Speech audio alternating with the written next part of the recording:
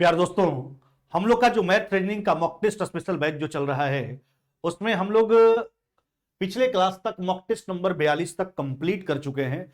आज हम लोग चलेंगे मॉक टेस्ट नंबर 43 में, जिसका पीडीएफ आपको टाइम पर प्रोवाइड कर दिया गया था। उम्मीद करते हैं कि आप सारे प्रश्नों को बना करके ही लाइव डिस्कशन में जुड़े होंगे। चलिए शुरुआत करते हैं मॉक टेस्ट नंबर 43 का पहला नंबर सवाल से। क्या कहता है सुनिए। कहता है किसी भिन्न के एक फ्रैक्शन का बात किया गया, अंश में न्यूमरेटर में 350% की वृद्धि करने तथा इस भिन्न के हर में डिनोमिनेटर में 300% की वृद्धि करने पर नई भिन्न 9/22 हो जाता है। कहता मूल भिन्न बताइए। अच्छा, भिन्न जब भी होगा तो पी बाई क्यू के फॉर्मेट में होगा। चलिए मूल भिन्न को मान लेते हैं x/y मान लेते हैं। अच्छा, अब सिंपल सा बात है, अंश को बढ़ा रहा है 350%, हर को 300%। देखो तो 350% वृद्धि का फ्रैक्शन क्या लिखोगे, 450/100। जबकि 300% वृद्धि का फ्रैक्शन 400/100 बटा में 100 दोनों का कैंसिल हो जाएगा, तो ऊपर 100 हटा देते हैं, ऊपर लिख देते हैं 450 और नीचे क्या लिख देते हैं, किससे गुना कर देते हैं 400 से। बटा में 100 दोनों का होता तो कट ही जाता, लिखने से कोई फायदा है नहीं। चलिए इस परिवर्तन के बाद भिन्न कितना हो जाता है, 9/22 हो जाता है। यही बोला गया था, इस परिवर्तन के बाद नई भिन्न 9/22 हो तो मूल भिन्न बताइए, जिसको हमने x/22 मान रखा है। चलिए कैलकुलेट कर लीजिए, है ना। एक शून्य कट जाएगा, 9×5=45 है ना, 8×5=40, 9 से 9 काट लीजिए, यह 4 बार में कट गया, यह 11 बार में है ना। चलिए 4 दूना 8 है ना, 2 बार में कट गया आपका, 4 बच गया, 2 यहां निकालेंगे 11 बच गया। यानी x/22 बराबर 4 ऊपर चला जाएगा, 11 नीचे, 4/11। यही तो मूल भिन्न है, 4/11। ऑप्शन कौन सा करोगे आप, ऑप्शन नंबर डी आपका राइट आंसर है। जी हां, क्या उत्तर हो जाएगा आपका, ऑप्शन नंबर डी जो है वो आपका बिल्कुल ही राइट आंसर हो जाएगा। चलिए अगले सवाल की ओर बढ़ जाते हैं। प्रश्न संख्या दूसरा कहता है 0 आराम से बात को समझिए। कहता 0 है ना 0, 3 और केवल 7 पर रेकरीन है नहीं। अब देखिए रेकरीन जो है वो आपको हम बताए हैं चीला कि रेकरीन 2 प्रकार का होता है। कितना प्रकार का, 2 प्रकार का।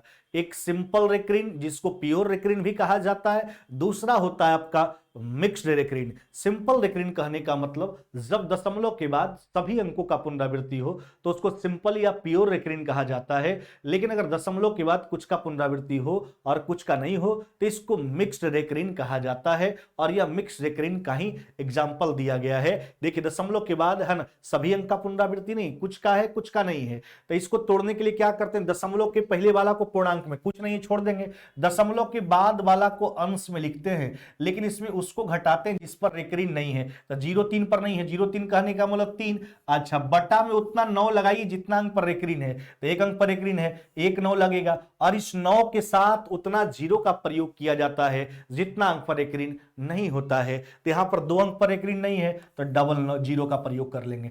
तो ऊपर हो गया आपका 34, नीचे कितना हो गया आपका, यह हो गया आपका 900। जी हां, 2 कॉमन करके हटा दीजिए, यानी आपका रिजल्ट हो जाएगा 17/450। क्या हो जाएगा, 17/450 आपका राइट आंसर हो जाएगा। ऑप्शन नंबर डी आपका बिल्कुल राइट जवाब हो जाएगा, ऑप्शन नंबर डी। जी हां, तो यह मिक्स रेकरीन था जहां बोला गया था पी एक पूर्णांक है और क्यू एक प्राकृतिक संख्या। बिल्कुल वही बात है, p/q के रूप में ब्रेक करना था इसको, है ना।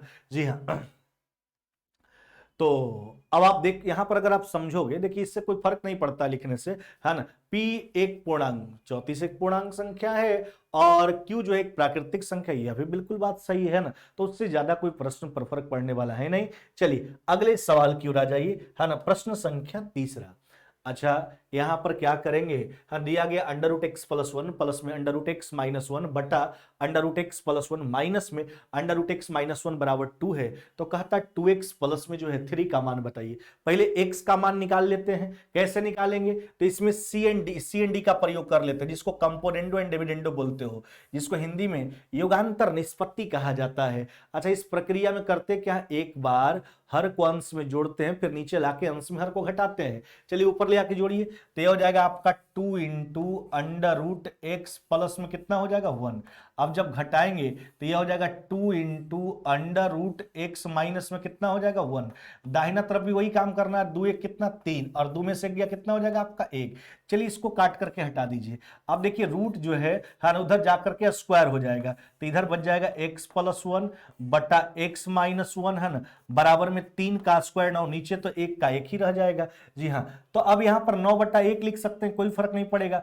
तो या तो इसको क्रॉस गुना करके x का मान निकाल लीजिए, नहीं तो फिर CND का प्रयोग कर लीजिए। अच्छा फिर CND का प्रयोग करोगे है ना, तो जुटेगा ऊपर तो क्या हो जाएगा आपका 2x और घटाएंगे तो बटा में 2। अच्छा 9 1 कितना हो गया 10, 9 में से 1 चला गया, कितना हो जाएगा आपका 8।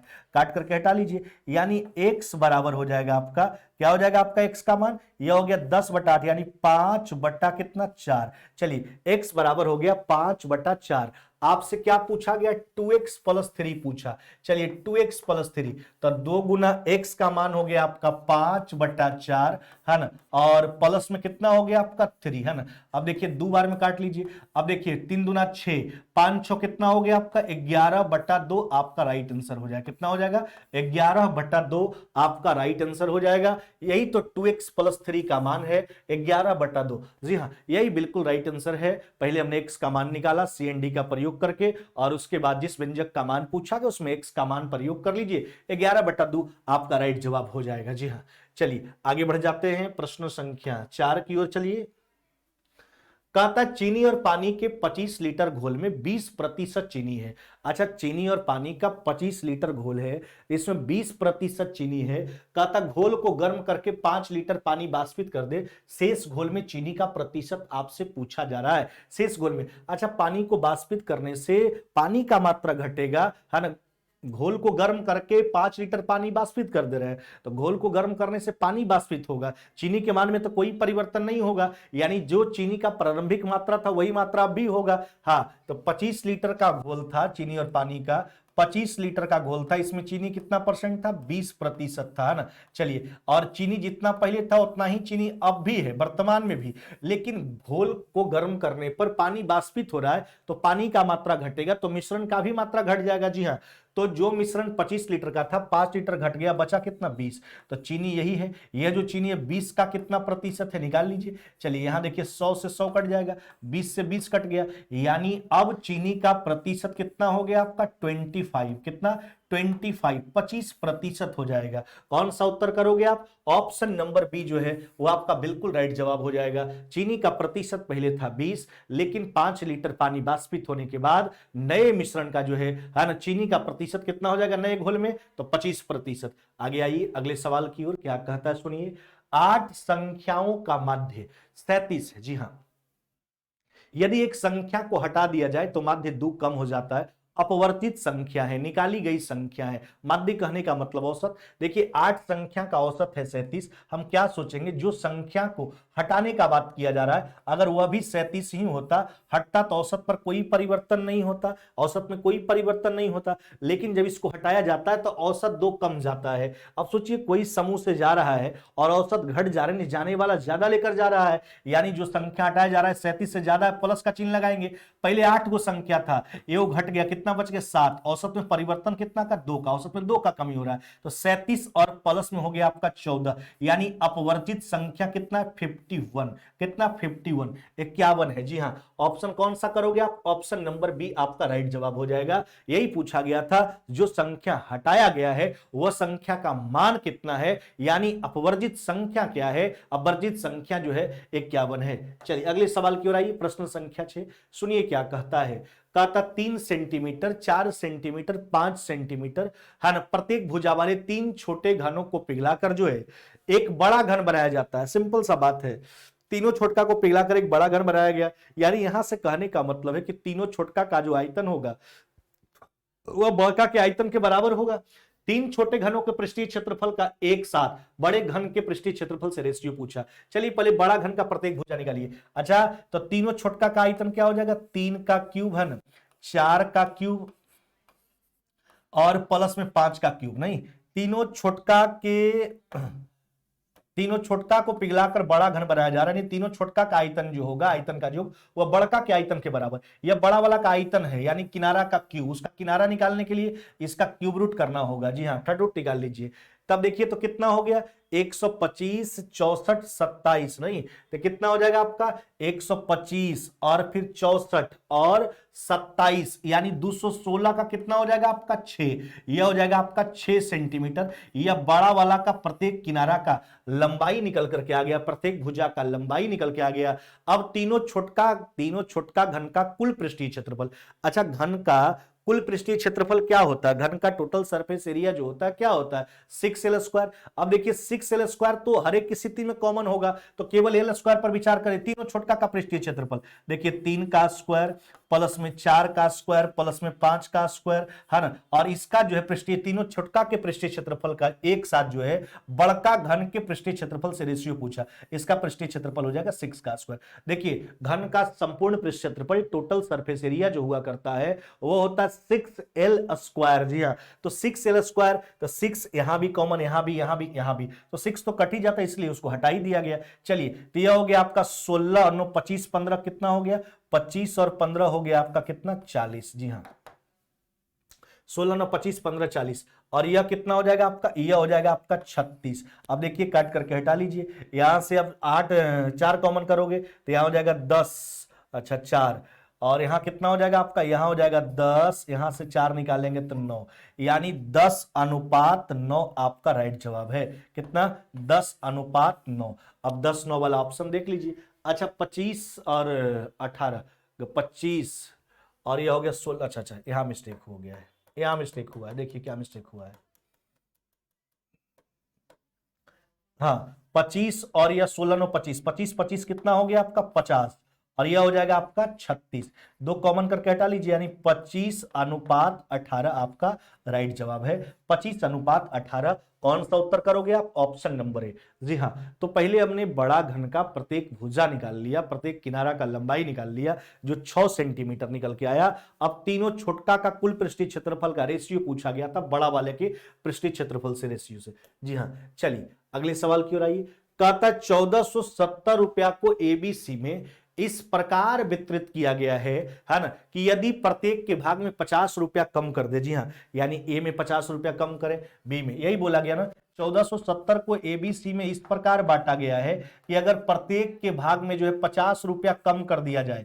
जी हाँ, प्रत्येक के भाग में 50 रुपया कम कर दिया जाए है ना, तब उनके भागों के बीच का रेशियो कितना हो जाता है 1:3 कितना हो गया आपका 2। अच्छा, यह रेशियो कब का है, जब प्रत्येक में 50 50 50 का कमी कर दिया जाता है, प्रत्येक के भाग में 50 रुपया का कमी कर दिया जाता है। अच्छा, कुल कितना कम हो गया 50 तरीके 150, 1470 में 150 घटा लीजिए कितना बच गया आपका 1320। अब बंटवारा कर लीजिए 3 2 5 1 6 यूनिट का मान हुआ।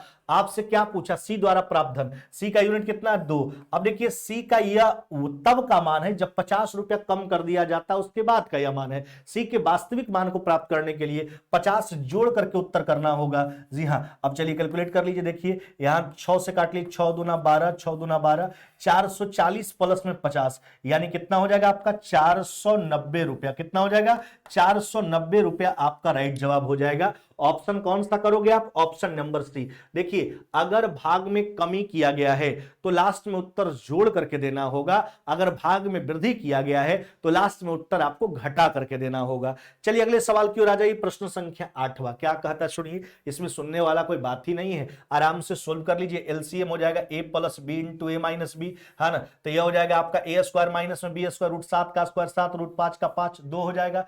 ऊपर हो गया आपका √7 प्लस में √5 का होल स्क्वायर। जी हाँ, √7 प्लस में √5 का होल स्क्वायर प्लस में यह हो जाएगा √7 माइनस में √5 का क्या हो जाएगा आपका होल स्क्वायर। अब देखिए नीचे की परिस्थिति में तो दो ही है, ऊपर देख लो कौन सा फॉर्मेट मिला, a प्लस बी का whole square plus B minus B का होल स्क्वायर। क्या सिखाया है चला 2 into A square plus B square, जबकि a प्लस बी का होल स्क्वायर माइनस में माइनस बी का होल स्क्वायर यानी 4ab, तो अभी हो जाएगा 2 into A square plus B square, 2 into A square, √7 का स्क्वायर 7, √5 का 5। चलिए और नीचे हो गया आपका 2, काट करके हटा लीजिए, 7 प्लस में 5 कितना आपका उत्तर हो जाएगा, तो 12 आपका राइट जवाब हो जाएगा। कितना 12, ऑप्शन नंबर डी जो है वो आपका बिल्कुल ही राइट आंसर हो जाएगा। अगले सवाल की ओर आइए, क्या कहता है सुनिए। दो पाइप ए और बी एक टंकी को जो है क्रमशः एक जो है वह 6 घंटा में और दूसरा जो है इसको 4 घंटा में क्या करता है, भरता है। अल्टरनेट कार्य करने का स्थिति है,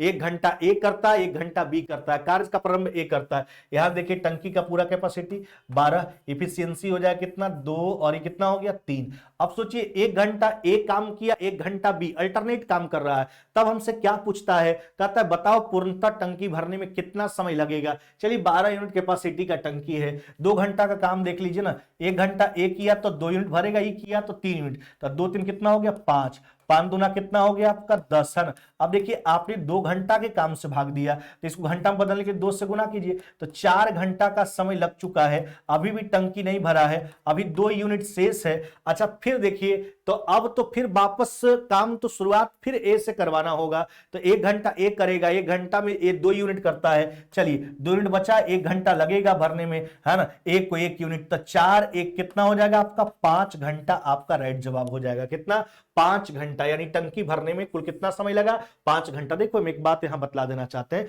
अगर by the way chance remainder 3 बचता है ना, जैसे काम 13 होता रिमाइंडर 3 बचता, तो दो अभी ये तो 1 घंटा में 2 यूनिट कर पाता, तो फिर 1 यूनिट बचता, उस 1 यूनिट को 20 से करवाना पड़ता। 1 घंटा ज्यादा आप एक को नहीं करवा सकते हैं, ये सब होशियारी से काम करना होगा आपको। चलिए अगले सवाल की ओर आइए, प्रश्न संख्या 10।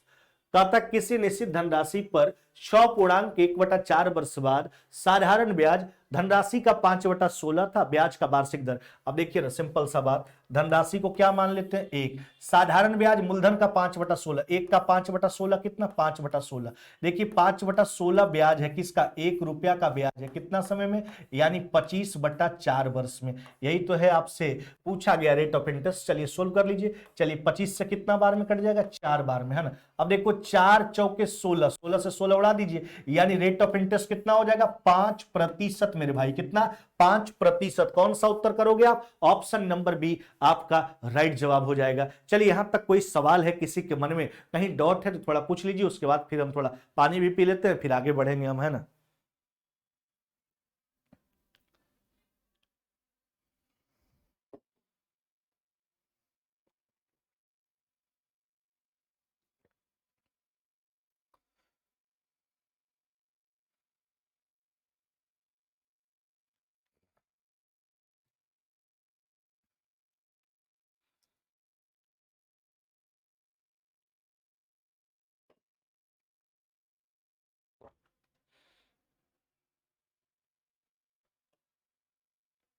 अगले सवाल की ओर आइए। अविनाश, भुवनेश और चमन एक कार्य को क्रमशः जो है 20, 30 और 60 दिन में पूरा करता है। अविनाश, भुवनेश और चमन का बात किया गया। अविनाश काम को 20 दिन में, भुवनेश जो है काम को 30 दिन में, और चमन जो है काम को 60 दिन में पूरा करता है। यहां से पूरा कार्य जुम करेंगे कितना हो जाएगा आपका 60। इफिशियंसी देखिए 3 2 कितना हो गया आपका 1। अब क्या कहता है सुनिए, अविनाश कितने दिनों में काम पूरा कर सकता है यदि भुवनेश और चमन द्वारा हर तीसरे दिन सहायता प्रदान किया जाए। यानी भुवनेश इस काम को कितना दिन में पूरा करेगा अगर जो है, हाँ अविनाश इस काम को कितने दिन में पूरा करेगा अगर भुवनेश और चमन हर तीसरा दिन इसका सहायता करे। यानी तीसरा दिन सहायता करता है, इसका मतलब 2 दिन अकेले अविनाश काम करता है। अच्छा 2 दिन अकेले करता है तो कितना काम करेगा 6, तीसरा दिन 7 दिया सब, यानी सब काम किया तो तीसरा दिन यानी 3 2 5 1 6। चलिए यानी 3 दिन का काम अगर देखोगे, 2 दिन अविनाश अकेले तो 6 यूनिट और तीसरा दिन 6 6 6 12 यूनिट काम हुआ है ना, 12 यूनिट काम हुआ है कितना दिन में 3 दिन में। चलिए 12 से डिवाइड, 3 दिन के काम से भाग लगा रहे हैं, 12 5 कितना हो गया 60। तो समय जो आया 3 दिन के रूप में, इसको दिन बदलने के लिए 3 से गुना कीजिए, यानी कार्य समाप्ति में कुल कितना दिन का समय लगेगा, तो कुल जो समय लगने वाला है वह समय 15 दिन का लगेगा। कितना दिन का 15 दिन का। कौन सा उत्तर करोगे आप, ऑप्शन नंबर आपका सी जो है वह बिल्कुल ही राइट जवाब हो जाएगा। जी हाँ सी नंबर। चलिए अगले सवाल की ओर बढ़िए, प्रश्न संख्या 12 क्या कहता है, कहता है 400 मीटर लंबी एक रेलगाड़ी जो है 60 किलोमीटर प्रति घंटा की गति से यात्रा कर रही है, तो 600 मीटर लंबे पुल को पार करने में कितना समय लेगी। अच्छा पुल को पार करेगा, यानी उस स्थिति में दूरी क्या होता है, खुद का लंबाई प्लस में पुल की लंबाई, तो 400 600 कितना हो गया आपका, यह हो गया आपका 1000, कितना 1000, यह दूरी हो गया। चाल तो ट्रेन का ही चाल होगा, यह किलोमीटर प्रति घंटा में है, इसको मीटर प्रति सेकंड में आप क्या कीजिए एक्सचेंज कर लीजिए। चलिए 50 से काट लीजिए, कितना बार में कट जाएगा, 20 बार में, है ना। 6 से 3 बार में, यानी 3 गुना 20, यानी 60 सेकंड का समय लगेगा। 60 सेकंड को आप मिनट में क्या लिखोगे, तो यह हो जाएगा आपका 1 मिनट। कितना, 1 मिनट आपका राइट जवाब हो जाएगा। ऑप्शन कौन सा करोगे आप, ऑप्शन नंबर आपका ए जो है वह आपका बिल्कुल ही राइट आंसर हो जाएगा। 1 मिनट क्या उत्तर हो जाएगा आपका, 1 मिनट आपका राइट जवाब हो जाएगा। चलिए अगले सवाल की ओर आइए, प्रश्न संख्या 13।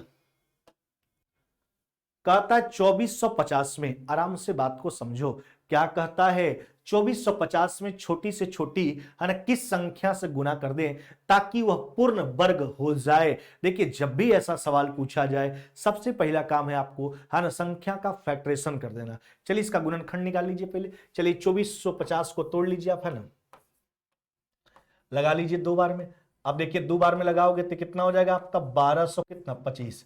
चलिए 5 बार में लगा लीजिए तो यह हो जाएगा 5 दूना 10, 5 चौके 20, 245। फिर 5 बार में लगा लीजिए तो यह हो जाएगा 5 चौका 20, 55 45। देखिए 7 बार में।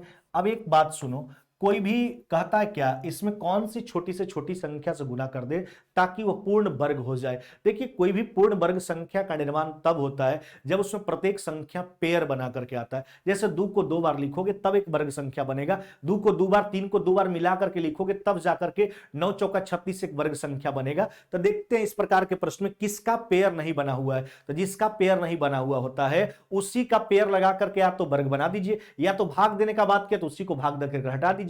चलिए 7 का पेयर लगा हुआ है, 5 का पेयर लगा, अकेले कौन बचा है, 2, यानी एक 2 और गुना कर लेंगे तो यह संख्या जो है वो पूर्ण वर्ग हो जाएगा। अगर प्रश्न कहता है इसमें किस छोटी से छोटी संख्या से भाग दे ताकि वह पूर्ण वर्ग बन जाए, तो जो अकेले बचता है उसी को भाग दे करके हटा देते, तो दोनों स्थिति में उत्तर यही रह जाएगा। चलिए अगले सवाल की ओर आइए, प्रश्न संख्या 14। कहता 2 रुपया में 3 केले खरीदे जाते हैं, तो एक केला का क्रयमूल्य निकाल लो, 2 बटा कितना हो जाएगा 3, और बेचता कैसे, 3 रुपया में 2 के हिसाब से, एक का विक्रयमूल्य 3 बटा 2, यानी क्रयमूल्य और विक्रयमूल्य का रेशियो कितना हो गया, 4 अनुपात कितना 9। अब सोचिए cost price 4 unit, selling price 9 unit, है ना। अच्छा लाभ कितना का है देख लीजिए, लाभ है 5 यूनिट का, कहां से, 4 से, तो 5 जो है 4 का कितना प्रतिशत है। चलिए 4 से काट लीजिए, कितना बार में, 25 बार में, 25 गुना 5 कितना हो जाएगा आपका, 125% आपका राइट आंसर हो जाएगा। जी हाँ, लाभ का प्रतिशत कितना हो जाएगा आपका 125। कौन सा उत्तर करोगे आप, ऑप्शन नंबर आपका ए हो जाएगा राइट आंसर। चलिए अगले सवाल की ओर आइए, प्रश्न संख्या 15। सुनिए 15 नंबर सवाल क्या कहता है। कहता 6% प्रति वर्ष की दर से, ध्यान दीजिएगा आराम से, 6% प्रति वर्ष की दर से निवेश की गई राशि को साधारण ब्याज पर 50% बढ़ाने के लिए जो है ना, कितना समय लगेगा। अब देखिए राशि को 100 मानते हैं, 50% बढ़ाने का मतलब राशि हो गया 150, यानी ब्याज हो जाएगा 50। अब सिंपल सा बात है, 100 रुपया मूलधन, है ना, तो ब्याज कितना, 150 मिश्रधन तो 50 ब्याज, यानी 50 रुपया ब्याज है, 100 रुपया का है, 6% की दर से है। समय आपसे पूछा गया 50 बटा, यानी 50/6, देखिए यहां हो जाएगा आपका यहां हो जाएगा 25, और नीचे कितना हो जाएगा 3, 25/3, यानी 8.1/3 वर्ष का समय लगेगा। कितना, 8.1/3 वर्ष का। कौन सा उत्तर हो जाएगा, ऑप्शन नंबर बी जो है वो आपका बिल्कुल ही राइट आंसर हो जाएगा। चलिए अगले सवाल की ओर आइए, प्रश्न संख्या 16। कहता ए बी सी मिलकर 396 रुपया में एक चारागाह किराए पर लिया। नहीं, अच्छा ए जो है 6 माह के लिए 12 बैल रखा, बी 7 माह के लिए 8 बैल रखा, जबकि सी जो है 8 माह के लिए 6 बैल रखा। ए को कितना किराया देना होगा। अब देखिए जहां तक चारागाह किराया पर लेने का सवाल है, तो किराया जो देने का बात होगा, तो जो व्यक्ति जितना जानवर जितना समय के लिए चराएगा किराया तो हिसाब से देना होगा। नहीं, अच्छा चर्चा किसका किसका, ए बी और सी का। चलिए ए जो है 12 बैल रखता है कई महीना के लिए, 6 महीना के लिए। आगे देखिए बी जो है 8 बैल रखता है कई महीना के लिए, 7 महीना के लिए। और सी जो है वह 6 बैल रखता है कई महीना के लिए, 8 महीना के लिए। 8 8 यहां से 72, नहीं 8 निकालोगे तो क्या बच जाएगा 9, यानी 9:7:6 के अनुपात में किराया देना होगा तीनों को। अच्छा टोटल किराया कितना है, टोटल किराया है 396। नहीं चलिए 9 7 16 और 6 कितना 22 यूनिट का मान हुआ, एक का निकल करके आ गया। एक को कितना किराया देना होगा, एक का यूनिट कितना किराया का, तो यह हो जाएगा आपका 9। चलिए काट लीजिए 22 से, एक बार में 8 बार में 18 से 162 रुपया किराया देना होगा एक को, कितना 162 रुपया, 162 रुपीज। ऑप्शन नंबर बी आपका राइट जवाब हो जाएगा। जी हाँ, चलिए अगले सवाल की ओर आ जाइए। प्रश्न संख्या 17 कहता x बराबर a sin थीटा, y बराबर b tan थीटा, इसी का मान आपको बताना है। अच्छा ऊपर में क्या है आपका a स्क्वायर, अच्छा x स्क्वायर का मान निकालिए, तो यह हो जाएगा a square sine square theta, नहीं चलिए। अच्छा उसके बाद माइनस में हो गया आपका बी स्क्वायर, अच्छा बाई स्क्वायर, तो बाई का मान बी टेन थीटा, इसका वर्ग करेंगे तो ये हो जाएगा b square tan square theta, क्या हो जाएगा b square tan square theta. देखिए बी स्क्वायर कट गया, ए स्क्वायर कट गया, 1 बट्टा साइन स्क्वायर थीटा, यहां हो जाएगा आपका कॉसेक स्क्वायर थीटा, जबकि 1 बट्टा टेन स्क्वायर थीटा ये हो जाएगा आपका cot square theta, cosec square theta minus में कॉट स्क्वायर थीटा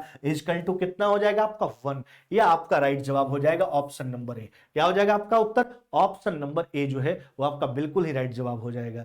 चलिए अगले सवाल की ओर आ जाइए। प्रश्न संख्या 18 नंबर क्या कहता है सुनिए, कहता 25 हेक्टेयर। सबसे पहले बात आप जान लो, 1 हेक्टेयर बराबर होता है, ध्यान दीजिएगा,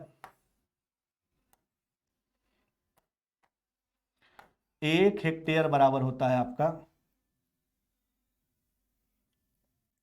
10,000 वर्ग मीटर। क्या होता है, 1 हेक्टेयर बराबर 10,000 वर्ग मीटर, यह बात आप ध्यान रखिएगा। अब क्या कहता है सुनो, 25 हेक्टेयर के एक वर्गाकार मैदान को एक विद्यार्थी द्वारा 10 किलोमीटर प्रति घंटा गति से एक चक्कर लगाने में कितना समय लगेगा। पहले उस एक चक्कर लगाना है वर्गाकार मैदान का, तो उसका परिमाप पहले दूरी निकालना होगा दूरी के तौर पर। चलिए 25 हेक्टेयर इसको वर्ग मीटर में कन्वर्ट कीजिए 10,000 से गुना करके, यह वर्गाकार मैदान का क्षेत्रफल हुआ, वर्ग का क्षेत्रफल भुजा स्क्वायर, स्क्वायर रूट कर लीजिए, उसका एक भुजा का लंबाई निकल के आ गया, 4 से गुना कर लीजिए, वर्गाकार मैदान का परिमाप निकल के आ गया मीटर में। यही दूरी को विद्यार्थी के द्वारा तय करना 10 के स्पीड से कितना समय लगेगा। चलिए 10 किलोमीटर प्रति घंटा, इसको मीटर प्रति सेकंड में आप एक्सचेंज कर लीजिए। अच्छा देखिए 25 का कितना निकल, इसको हटा दीजिए, 25 का 5, 10,000 का कितना 100, यानी 500 हो गया इसका स्क्वायर रूट, है ना। चलिए 50 से काट लीजिए, कितना बार में कट जाएगा 10 बार में, 18 चौक 72 दहें, यानी 720 सेकेंड उत्तर आया, कितना 720 सेकेंड। इसको मिनट में बदलने के लिए 60 से भाग देंगे, यानी 12 मिनट आपका राइट जवाब हो जाएगा, कितना 12 मिनट आपका राइट जवाब होगा। कौन सा उत्तर करोगे आप, ऑप्शन नंबर सी। यानी कहने का मतलब विद्यार्थी को इस वर्गाकार मैदान के चारों ओर एक चक्कर लगाने में 12 मिनट का समय लगने वाला है। चलिए अगले सवाल की ओर आइए, प्रश्न संख्या 19। लेकिन याद रखोगे 1 हेक्टेयर बराबर होता है 10,000 स्क्वायर मीटर, 10,000 वर्ग मीटर। हाँ एक दुकानदार के पास 1,000 किलोग्राम चीनी था, कितना 1,000 किलोग्राम। इसका कुछ भाग जो है वह 8% लाभ पर और शेष भाग जो है वह 18% लाभ पर बेच दिया। इससे उसे कुल जो है 14% का लाभ हुआ। एलिगेशन लगा लीजिए, बहुत आसान सा सवाल हो गया। चलिए 18 में से 14 गया 4, 14 में से 8 गया 6, यानी 2 अनुपात कितना हो गया आपका 3। तो कहता है बताइए कितनी चीनी उसने 18% लाभ पर बेची। अच्छा पूरा चीनी कितना हो गया 1,000 किलोग्राम। हाँ कितना यूनिट का मान हो गया 2 3 कितना हो गया 5, तो 5 यूनिट बराबर 1,000 किलोग्राम। तो आपसे कहता है 18% वाला, इसका यूनिट मान कितना है आपका 3, है ना। चलिए 5 से काट लीजिए, कितना बार में, यह 200 बार में, 200 गुना 3, यानी कितना हो जाएगा आपका 600 किलोग्राम आपका राइट जवाब हो जाएगा। यानी 18% लाभ पर उसने कितनी चीनी बेची है, तो 600 किलोग्राम। ऑप्शन कौन सा करोगे आप, ऑप्शन नंबर सी जो है वो आपका राइट जवाब हो जाएगा। चलिए अगले सवाल की ओर आइए, और मैथ्स का आखिरी सवाल है आपका। आराम से बात को समझिए क्या कहता है। चलिए थोड़ा पानी पी लेते हैं, उसके बाद हम चलेंगे सवालों की ओर।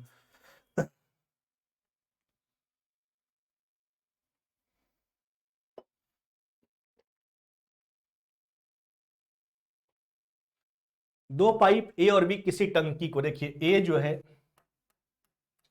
किसी टंकी को 12 मिनट में और बी जो है वह 16 मिनट में भर सकता है। चलिए यहां से देखिए टंकी का पूरा कैपेसिटी कितना हो जाएगा आपका, यह हो जाएगा आपका 48, इफिशियंसी हो जाएगा 4 और कितना 3।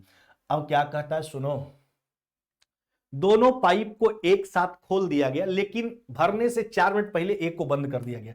दोनों एक साथ खुला, लेकिन अंत में 4 मिनट पहले एक को बंद किया गया। इसका मतलब अंत का 4 मिनट कौन काम किया, तो बी काम किया। चलिए अंत का काम घटा ली, बाद बाकी शुरू में दोनों मिलकर काम किया था, 4 और 3 कितना 7।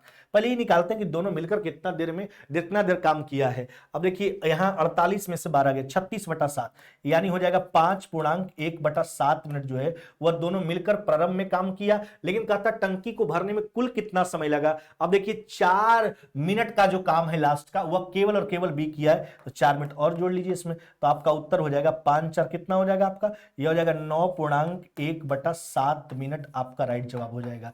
9.1/7 मिनट आपका राइट जवाब होगा, ऑप्शन नंबर ए। पूरा समय आपसे पूछा गया शुरुआत में कितना देर दोनों मिलकर काम किया, तो 5.1/7 मिनट, और 4 मिनट लास्ट में बी किया, वह जोड़ करके उत्तर करना है आपको। चलिए अगले सवाल की ओर आइए। अब हम चलते हैं रीजनिंग के सवालों की ओर। क्या कहता है सुनिए आराम से। कहता है किसी कूट भाषा में मैच, MATCH है ना, मैच का कोड है जो है सांकेतिक भाषा। कहता मैच के लिए सांकेतिक भाषा क्या यूज किया गया है, NCWGM है ना। तो कहता है कि OQWIGUVS को मूल भाषा में यानी कैसे यानी देखिए इसका कोड दिया गया, किसी वर्ड का कोड दिया गया OQ है ना, WI है ना, उसके बाद हो गया आपका G, उसके बाद हो गया आपका U, फिर VS। इसको मूल भाषा में परिवर्तित करना, इसका कोड दिया गया है मूल भाषा में परिवर्तित। देखिए प्रश्न को पहले पढ़िए आराम से, नहीं तो यही धोखा हो जाएगा आपके साथ है ना। कहता को मूल भाषा में कोई यानी कोड दिया गया है, इसको उल्टा चेंज करना है मूल भाषा में। पहले देखिए किस परिवर्तन के तहत चेंज करके आपको पहले एक एग्जाम्पल जो प्रस्तुत किया गया आपके समक्ष, कौन सा नियम इसमें लग रहा है। MN 1 बढ़ाया, AC 1 3 2 बढ़ाया, T का 20 और 3 23 3 बढ़ाया, और उसके बाद 4 बढ़ाया 5, यानी बढ़ते क्रम में है। पहले 1 बढ़ाया, फिर आपका 2, फिर 3। अब उल्टा लिखना है तो घटा घटा के लिखेंगे नहीं। चलिए 1 घटाइए, तो O में से 1 घटाएंगे तो क्या हो जाएगा आपका EN। आगे 2 घटाएंगे, 17 में 2 घटाएंगे 15, 15 में क्या हो जाएगा आपका O। 3 घटाएंगे 23, तो हो जाएगा T, ENOT वाला तो ऑप्शन आपके पास है 3 गो। चलिए 4 घटाइए तो ये हो जाएगा आपका E 5। अच्छा उसके बाद 5 घटाइए तो 2 है ना। अच्छा उसके बाद 6 घटा, 21 में से 6 घटाएंगे कितना 15। आपकी बात 7 घटाएंगे तो अच्छा 15 में आपका क्या हो गया, आपका 15 में हो गया आपका O। अच्छा फिर 22 में से 8 घटेगा, 22 में से 8 6 घटा, फिर 22 में से 7 घटेगा, फिर 8 घटाइए, 19 में से 8 घटाएंगे, ये तो हो जाएगा आपका 11, 11 में हो जाएगा के। यही आपका मूल उसका है, मूल भाषा में इसको कोड कर दिए। इसका मूल भाषा में कोड क्या हो गया, नोटबुक। तो हमने एक एग्जाम्पल जो दिया गया तो उसको हमने समझा किस नियम के तहत परिवर्तन हुआ है। 1 बढ़ा, 2 बढ़ा, 3 बढ़ा, 4 बढ़ा, 5 बढ़ा, ऐसे। तो हम घटा घटा के इसको मूल भाषा में नोटबुक, ऑप्शन देख लीजिए नोटबुक है ना, ऑप्शन नंबर ए आपका राइट जवाब हो जाएगा। चलिए अगले सवाल की ओर आइए। प्रश्न संख्या देखिए 22। अब देखिए 22 में डाइस का स्थिति दिया गया। कहता है निम्नलिखित प्रश्न दी गई आकृति पर आधारित है जो एक ही पासा को भिन्न भिन्न स्थिति में दर्शाता है। क्या कहता है, पासा 3 के है ना के निचले फलक पर यानी 5, इसके निचले फलक पर यानी 5 के अपोजिट पूछा, तो कोई 2 डायग्राम ऐसा उठा लीजिए जिसमें कोई वो कॉमन है। इसी दोनों को उठा लेते हैं। देखिए इसमें 6 है और इसमें भी 6, क्लॉक वाइज घूम जाइए। 6 1 4, हाँ 6 5 2 यानी 5 के अपोजिट क्या हो जाएगा 1, यही आपका उत्तर हो जाएगा। 6 के अपोजिट क्या बचा था 3, 3 होता। चलिए अगले सवाल की ओर आइए। प्रश्न संख्या 23। अच्छा 23 क्या कहता है सुनिए आराम से। कहता यदि डिप्रेशन शब्द के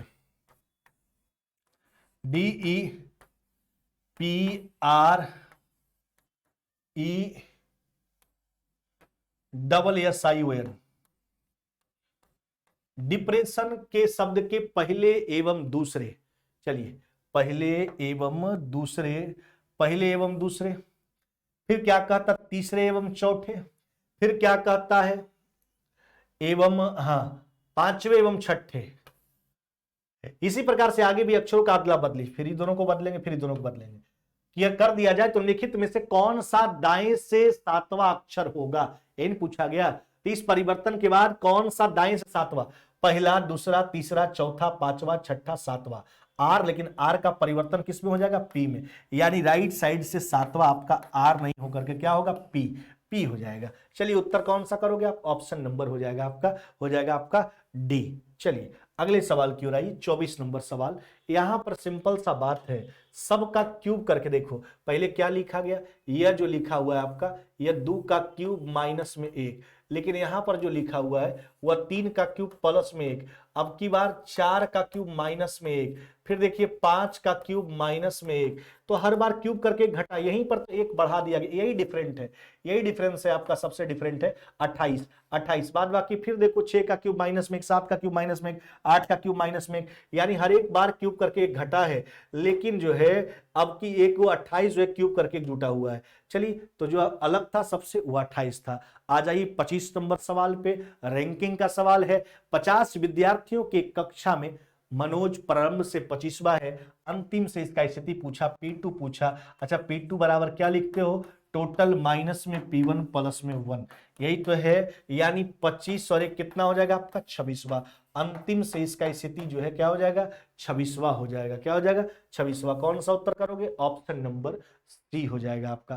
तो यह था आज का मॉक टेस्ट नंबर कितना आपका मेरे भाई, 43, जिसको हमने कंप्लीट करवा दिया। उम्मीद करते हैं कि सारा प्रश्न आपको समझ में आया होगा। अगर और भी किसी तरह का कोई परेशानी है, दोपहर में फ्री होते हैं, कॉल के माध्यम से भी आप सारा बात को पूछ सकते हैं, और कमेंट तो है ही आपके पास। चलिए, फिर मुलाकात होगा अगले मॉक टेस्ट के साथ, मॉक टेस्ट नंबर 44 के साथ। लेकिन कल, तब तक विदा लेते हैं। जय हिंद, जय भारत।